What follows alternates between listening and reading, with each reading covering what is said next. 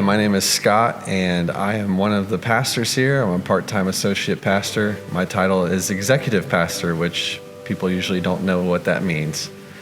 Generally, I support the ministry of the church in lots of different capacities, and they're generally behind the scenes. I'm from Central Florida, and I was born and raised in the church. My parents were deeply involved in the church. My dad was a graduate of MNU Religion Department, went on to serve in full-time ministry, but later once I came along, it was volunteer ministry. We were always at the church, Sunday morning, Sunday night, Wednesday night, and even when the doors weren't open because we had a key. I developed an early passion for the church and serving in the church.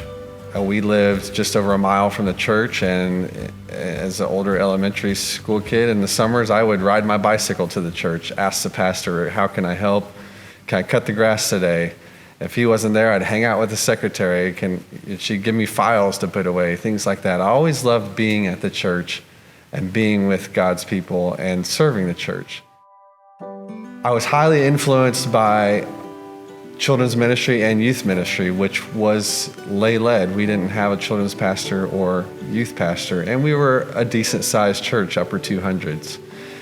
As a result of the children's ministry, I came to accept Christ in that time, and that was transitioned to a revival that often happened twice a year in our church, where I establish the sense and feeling of God calling me and preparing me for full-time Christian service, which I only really knew and understood as pastoral ministry and leading a church. Youth ministry helped to further that and develop that and encourage me in that and really increase my passion for serving Christ, being a follower of Christ, and serving Christ Church. To further develop and go on in fleshing out that call to ministry, I knew that a Christian education after high school was important. And we were on the Trevecca region, Trevecca Nazarene University, and that's where I went. And of course, my world was rocked as any freshman in college experiences, and just learned a lot and developed even more and new passions for Christ and His church, and began to develop a passion for church planting. In 2002 summer, I interned with Steve and got to see what it was like to lead a church and really enjoyed that time. And then graduated in 2003 and came here for seminary. My first ministry role outside of seminary was planting a church, an idea that had just been growing throughout my seminary time, and casting this vision to the DS and the DS agreeing and planting a church in downtown Kansas City. I learned a lot through that time, learned a lot about how God has formed me and shaped me, where my strengths and weaknesses are, and that effort lasted 3 years, and we never gained the sustainability that we needed. And I often joke about that experience and tell people I found out I'm not cool, which I already knew, but there's a lot of unique gifts and skills that have to come together for that scenario.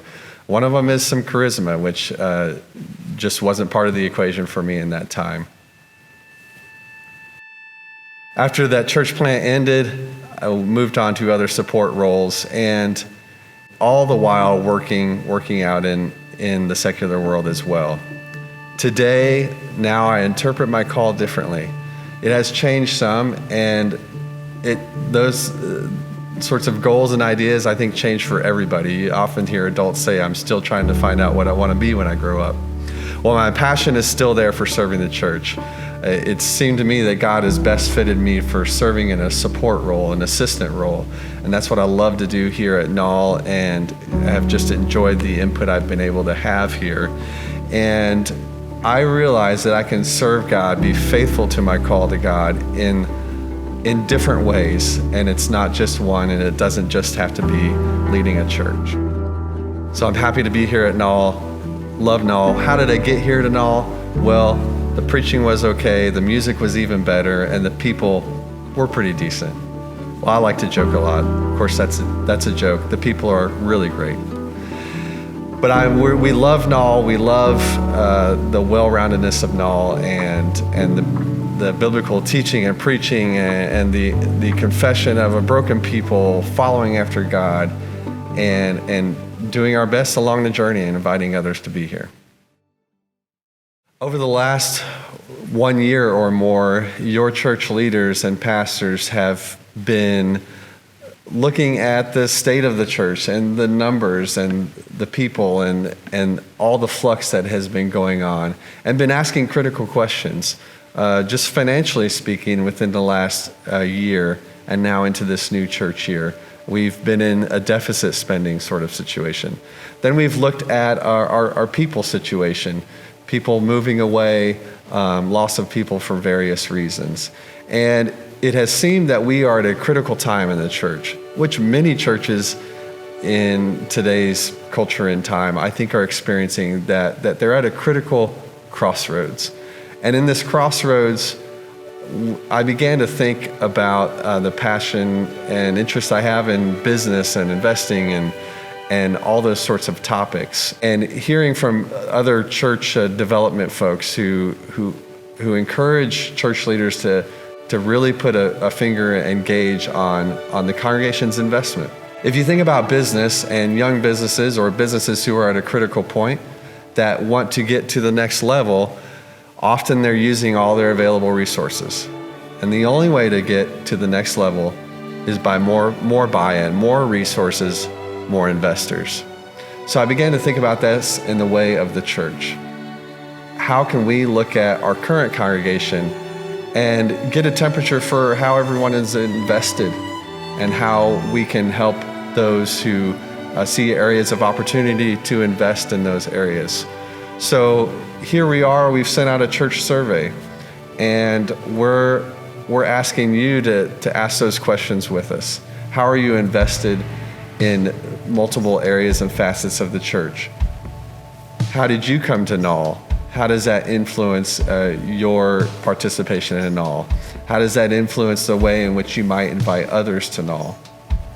The important thing to remember here is that you're not a consumer. This isn't a customer survey. This is an investment opportunity. Businesses often think about the end customer, but we're talking about the investor. You as a participant in Nall Avenue, as a part of this congregation, you're an investor. And if there's areas you're not invested in, we'd love to know why and how we can encourage you and bring you along in those areas and how we can together be a better church as a result. Your investment in some of those new areas could be that extra resource we need to get to the next level, to be a stronger church, to see more people here, to not be in deficit spending sort of situations, and to see people come to Christ. We love to have people come who are familiar with the church and who are serving and following God. But part of the church is also evangelism, one of the areas in which I'm passionate about. It's important for me to see that we have people coming to faith as a result of Christ Church through this local church. And if that's not something that we've seen, then we need to be asking the questions why. And this is one of the other things we're asking. Why are we in this place, and how is God shaping and forming us and asking us to be challenged and stretched and move forward? The key piece is that it's Jesus who builds the church, it's not us. So we want to find out where Jesus is leading us as he builds his church and how we can be faithful and allow him to be fruitful among us.